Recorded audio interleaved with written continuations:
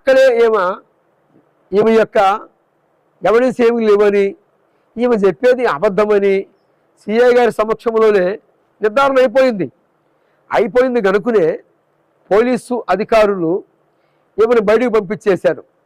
ఈ కేసు మేము తీసుకోము, నీకు ఆధారాలు ఏమీ లేవు, సాక్ష్యం ఏమీ లేదు కనుక మీరు మరి సాక్ష్యం ఉంటే పెద్ద మనుషులు సమక్షంలో తేల్చుకోండి అని పంపించేశారు.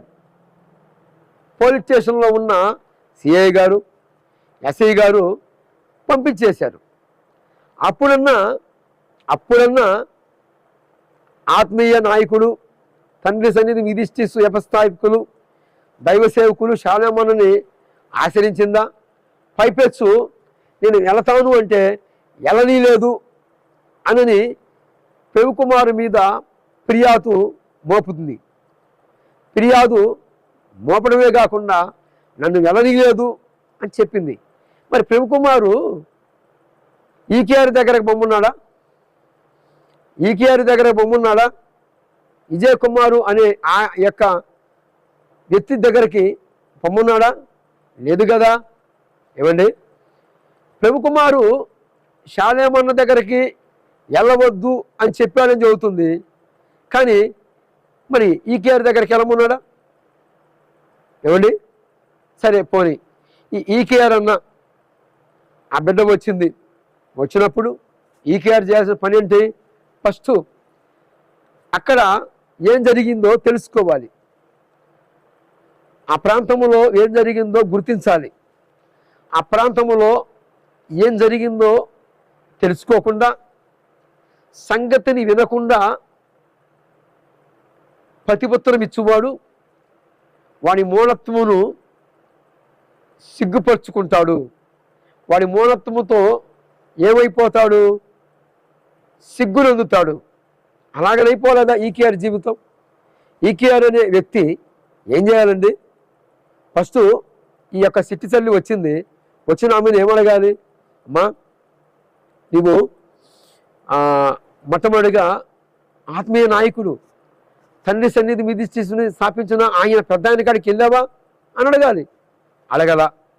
తర్వాత మరి నువ్వు ఆడపిల్లవమ్మా, ఇది నిజమేంతో వాస్తవేంతో నాకు తెలియదు కదా, నువ్వు చెప్పేది నేను వినాలి, మరి అతను కూడా నేను మాట్లాడాలి, అతను చెప్పేది కూడా తెలుసుకోవాలి. మీ ఇద్దరిని నేను ఒక దైవజనుడిగా, ఇతను దైవజనుడు కాదండి, కానీ ఇతను చేయాల్సిన పని ఏంటి? ఆ యొక్క చిట్టి చెల్లి మేలు కోరితే ఆ చిట్టి చెల్లి చెప్పే మాటలను విని వెంటనే అమ్మా నువ్వు పొరపాటు చేస్తున్నావు, మరి ఆత్మీయ నాయకుడి దగ్గరికి నేను చాలా విన్నాను, ఆయన సాక్ష్యం విన్నాను, ఆ పెద్ద ఆయన దగ్గరికి నేనే తీసుకెళ్తానమ్మా,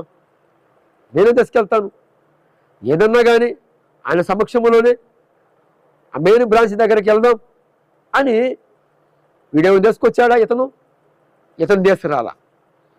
తీసుకురాకపోగా ఈ సిట్టి చెల్లి జీవితాన్ని ఎక్కడ పెట్టాడు? కలెక్టర్ ఆఫీసులో పెట్టాడు.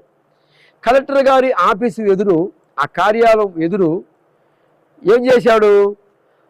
ఇతను ఈకేఆర్ అనే వ్యక్తి బతిమాలుకొని అయ్యా నేను నంద్యాల ప్రాంతం వస్తున్నాను, 9వ తారీఖున వస్తున్నాను, మరి మీరందరూ ఆడమనిషికి ఆడపిల్లకి పక్షమున నిలబడాలి, గలమెత్తాలి, ఆమెకు అన్యాయం జరుగుతుంది అని కొద్ది గొప్ప అందరికీ ఫోన్ కాల్ చేశాడు. ఆ యొక్క నంద్యాల ప్రాంతంలో ఉన్న వ్యక్తులు దూరంగా ఉన్న మనకు తెలియదు కదా, అక్కడ ఏం జరుగుతుందో దూరంగా ఉన్న మనకు తెలియదు. అక్కడ ఏం జరిగిందో ఆ సమీపంగా ఉన్నవారు, ఆ గ్రామంలో ఉన్నవారికి తెలుస్తుంది. కనుక ఎవరు కూడా ఈమె పక్షాన వచ్చిన వారు ఎవరు లేరు. ఈ ఈకేఆర్ అనే వ్యక్తి, ఈ విజయ్ కుమార్ అనే వ్యక్తి బతిమాలుకొని కొద్దిమందికి యాంకర్లకి, విలేకరులకి ఫోన్లు చేశాడు. వాళ్ళు ఏమన్నారు? నువ్వు చేస్తుంది తప్పయ్యా, నువ్వు ఇది ఈ యొక్క వైఖరి మంచిది కాదు, ఒక ఆడపిల్ల జీవితాన్ని రోడ్డు పాలైపోద్ది, ముందు వెనక ఆలోచించకుండా ఎలాగా రోడ్డు మీదకి ఎక్కితే ఆమెకి న్యాయం జరుగుతుందా? కాదు కాదు. ఎక్కడైతే అన్యాయం జరిగిందని ఫిర్యాదు వచ్చిందో మరి ఆ మెయిన్ బ్రాంచి ఆ ఆత్మీయ నాయకుని దగ్గరికి వెళితే, ఆ పెద్ద ఆయన దగ్గరికి వెళితే న్యాయం జరుగుతుంది. అది వాస్తవం అయితే, ఆమె చెబుతున్న మాట నిజమైతే ఆయన దగ్గరికే తీసుకెళ్దాం. ఆయన దగ్గరే, ఆయన సమక్షంలోనే నిజమేమిటో అబద్ధమేమిటో ఆయన సమక్షంలోనే ఆ దైవ సేవకుని ఎదుట పెడితే తప్పకుండా ఆయన న్యాయం చెప్పకపోతాడా అని కొద్దిమంది విలేకరులు చెప్పినప్పటికీ వీకియారు తల బిరుసుతో ఏం చేశాడు? ఇతను ఆమె మేలు కోరాడా? ఆమె మేలు కోరినోడు